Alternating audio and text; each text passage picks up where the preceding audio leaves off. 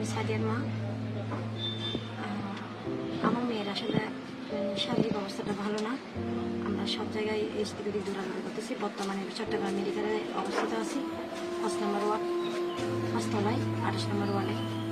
মানে আমার মেয়ের মাথার সমস্যা যেটা, এটা নিয়ে আমরা অনেক কিছু চিন্তা করতেছি। শেষ পর্যন্ত আমরা এবার কে পর্যন্ত জয়েন হয়েছি, বাইরে যেতে বলতেছি, আমরা পারতেছি না। তারপরে আমরা চেষ্টা করতেছি অনেক ডাক্তারের সাথে যদি আমরা একটু কনসাল্ট করতে পারি, পরামর্শের দরকার আছে। এখানে ব্যয়বহুল খরচ আছে। তো আসলে বলতে চাচ্ছি না, কিন্তু সবার সহযোগিতায় বলার প্রয়োজন মনে করতেছি বলে বলতেছি। নিজে পারতেছি না বলে, এক কথায় নিজে পারতেছি না বলে থাকলে কাউকে বলতে ইচ্ছে হয় না, মানে বলাটা মুখ দিয়ে আসে না, এটা স্বাভাবিক। তবে কী করবো, আমরা আসলে দুর্বলতার কারণে আমরা বলতে হচ্ছে। আমার মেয়ের যে সমস্যাটা হয়েছে, আমরা যে দেরিটা করে ফেলতেছি, বর্তমানে আমরা 3 সপ্তাহ চলে